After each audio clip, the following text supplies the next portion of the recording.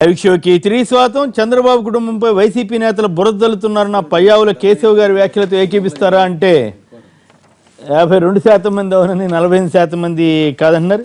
Hello Ramarao గారు మిర్యాలగూడ నుంచి. రామారావు గారు నమస్కారం, మాట్లాడండి. Good morning sir.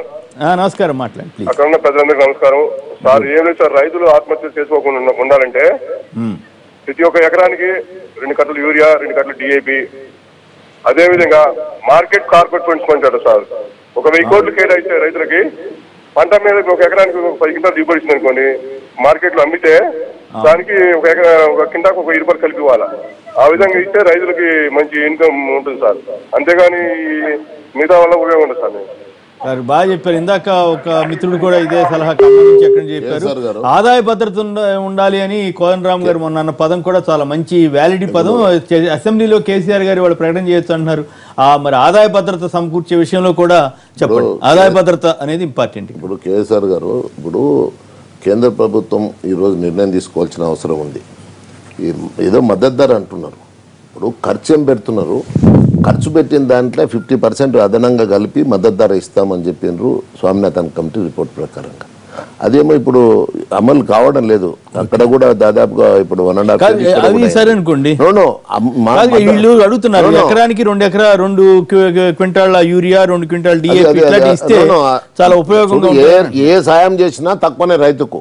ఇవాళ నేను ఒకటి ఏమంటున్నంటే, రైతుకు గిట్టుబాటు ధర కావాలి కానీ మద్దతు ధర కాదు. ఆ మద్దతు ధర వీళ్ళు ఖర్చు పెట్టిన దాంట్లో 80% కూడా ఉండడం లేదు. గిట్టుబాటు ధర కావాలి. ఇప్పుడు ఎందుకంటే ఇప్పుడు రైతుకు ఖచ్చితంగా ఇప్పుడు డిఏపి కానీ, ఇప్పుడు యూరియా కానీ, ఇప్పుడు ఇంకా ఈ క్యూలగిల, ఇప్పుడు ఎందుకంటే ఇప్పుడు చాలా మటుకు మేము కరెంట్ సక్రమంగా ఇచ్చినాం. అది అనేది ఏమైందంటే పాపం ఇవాళ వరి అయితే మొక్కలు పోయినాయి సార్, మొత్తం పెసర్లు పోయినాయి. ఏదైతే పత్తి ఉందో దాంట్లో ఎకరాకు 1.5-2 క్వింటాలకు మించి అయితే కొన్నిట్లోనే 1 క్వింటాలే వస్తుంది. వరి అయితే ఎంత ఘోరం అంటే నార్మల్ వేసుకున్నారు, 10% కూడా దాంట్లో ట్రాన్స్ప్లాంట్ కాలేదు, నాటుకోలేదు. 90% అయితే నారు మిగిలిందో దాన్ని పశువులకు మేపుకున్నారు. ఇలా ఇప్పుడు పశుగ్రాసం దొరకక పశువులను అమ్ముకున్నారు. ఇవాళ ఇవన్నీ కూడా రేపు ఇవాళ చర్చ జరగాలండి. ఇప్పుడు రైతులను ఆదుకునేటందుకు ఒక సమగ్రంగా ఒక నిర్ణయం తీసుకోవాలి. ఈ ఆత్మహత్యలు లేకుండా ఎట్లయితే ఆత్మహత్యలు లేకుండా దాన్ని ప్రధానంగా చర్చించి దాని మీద ఒక నిర్ణయం మీరు కూడా మీ టీవీ ద్వారా చెప్పాలి. వ్యవసాయానికి ముఖ్యం కావాల్సింది తెలంగాణ జిల్లాలో, ఏ జిల్లా అయినా అన్ని ప్రాంతాల్లోనూ కాదు అన్ని జిల్లాల్లో కరెంట్ లేకపోయినా వ్యవసాయం జరుగుతుంది. ఆంధ్రప్రదేశ్, ఉమ్మడి ఆంధ్రప్రదేశ్, తెలంగాణలో ఉన్న ఏరియాల్లో మాత్రమే. తెలంగాణలో 99% 100% కూడా ఓన్లీ కరెంటు మీదనే మా వ్యవసాయం ఆధారపడి ఉంటుంది. మరి ఈరోజు ఏ ఊర్లో అడగని 60 ఏళ్ళప్పుడు కరెంట్ ఎట్లా ఉండే, ఇప్పుడు 1 ఇయర్ లో కరెంట్ మెరుగుందా లేదా అనేది ఒకసారి అడగండి. మంచిది కూడా మంచి అంటే కరెంట్ నుంచి స్టార్ట్ అయింది అంటే కరెంట్ నుంచి స్టార్ట్ ఇది ఒక్క విషయం మీరు గుర్తుంచుకోవాలి. 10% ఇరిగేషన్ లో వరి నాటు పెడితే కరెంట్ యూటిలైజేషన్ 90%. కరెంట్ మీరు ఒక్క మెగావాట్ ఏమైనా పెంచిండ్రా? ఒక్క మెగావాట్ కూడా పెంచున్నారు కదా, బయట నుండి ఉన్నది కూడా పోయిన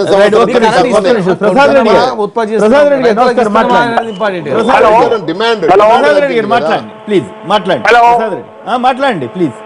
హలో, అక్కడ ఉన్న పెద్దలందరికీ నమస్కారం అండి. కేఎస్ఆర్ గారు, ఇది మన రాజకీయ నాయకులు, పార్టీల వారు అసెంబ్లీలో కూడా చర్చ జాగ్రత్తగా పరిశీలించాను నేను.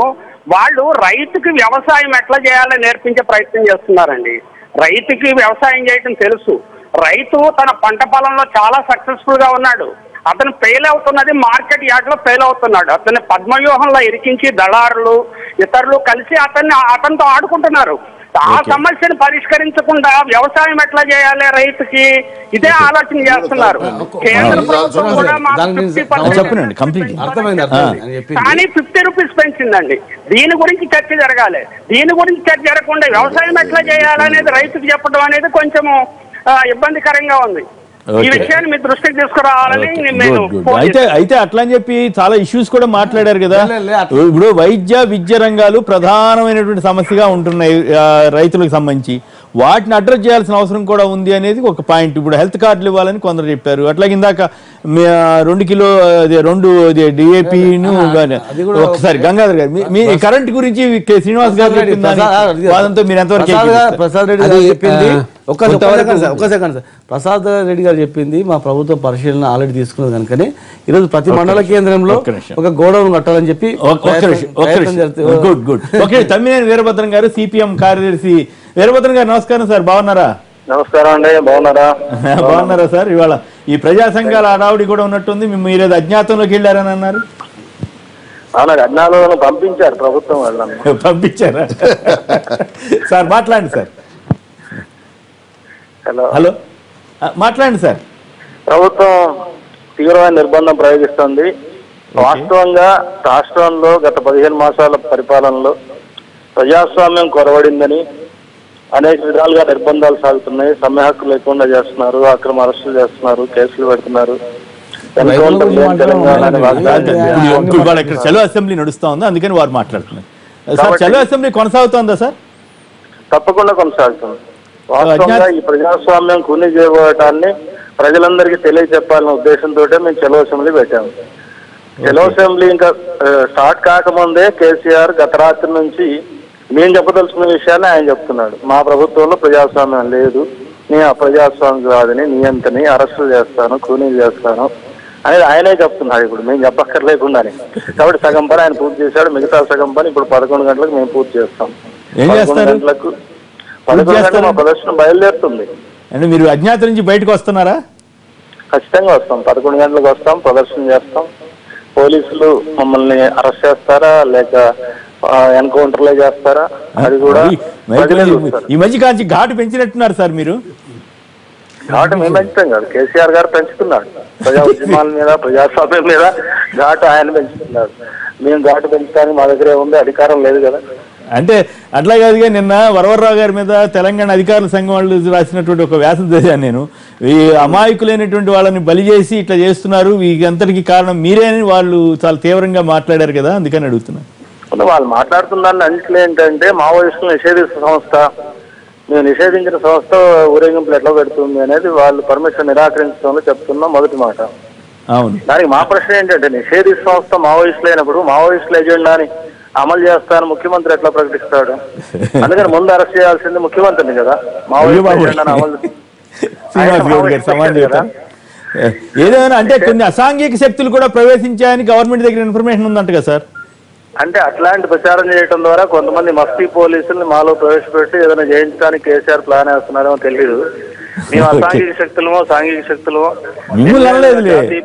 ఎన్నేళ్లుగా జాతీయ పార్టీలుగా పనిచేస్తున్న మా గురించి మిమ్మల్ని అనలేదు. మిమ్మల్ని అన్నట్టు కాదు కదా దాని అర్థం, మీ గురించి కాదు కదా. మావోయిస్టులు మరి వచ్చి ఇక్కడ ఏమైనా అలజడి సృష్టిస్తారేమో అని భయం సహజంగా. మావోయిస్టులు అనే వాళ్ళు అసలు మా 371 సంఘాల్లో మావోయిస్ట్ పార్టీ లేదు.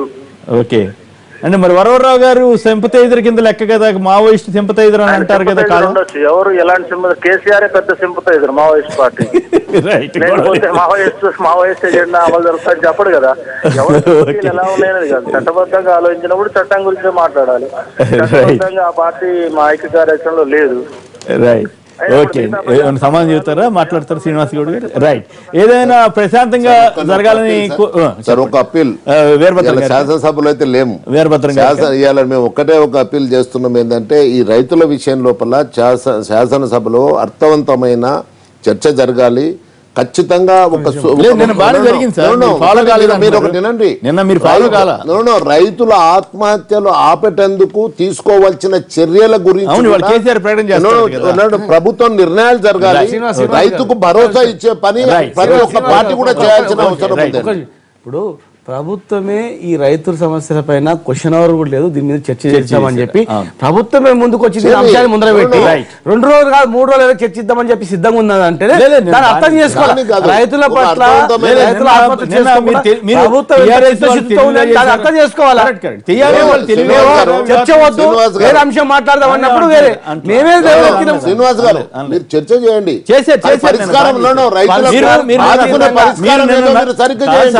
నల్గొండ టూర్ లో ఉండి మీరు ఫాలో కాల. నిన్న ఖచ్చితంగా ప్రభుత్వం పరిష్కారం చర్చ జరిగింది. చర్చ చేయడమే పరిష్కారం చేయడానికి చర్చలలో అనేక అంశాలు కూడా పరిగణన తీసుకోవడానికి కేసీఆర్ గారు ఖచ్చితంగా. నేను ఒక్కటే అడుగుతున్నాను సార్, మీరు ఏంది ఆత్మహత్యలు ఆపేటందుకు అనే దాన్ని అదే కదా ఉద్దేశం. ఆత్మహత్యలు ఆపేటందుకు మీరు కూడా ప్రయత్నం చేయాలా? పెద్దవాళ్ళు కూడా ప్రతి పార్టీ తిరగాలి, ప్రతి నాయకుడు తిరగాలి. చంద్రబాబు కుటుంబంపై వైసీపీ నేతలు బురదలుతున్నారన్న పయ్యావుల కేసీ వ్యాఖ్యలతో ఏకీపిస్తారా అంటే 46% మంది అవునని, 54% మంది కాదన్నారు. హోరాహోరీగా జరిగినట్లుంది. SMS పంపిన వారందరికీ కూడా ధన్యవాదాలు. నాగన్ జనార్దన్ రెడ్డి గారు, శ్రీనివాస్ గౌడ్ గారు, మురళీధర్రావు గారు, సారీ మీ పేరు పొరపాటు చెప్పినట్టున్నాను, మురళీధర్రావు గారు, అలాగే మన తమ్మినేని వీరభద్రం గారు, అందరికి కూడా ధన్యవాదాలు. ఇది నేటి వార్తా విశ్లేషణ కార్యక్రమం. నమస్కారం.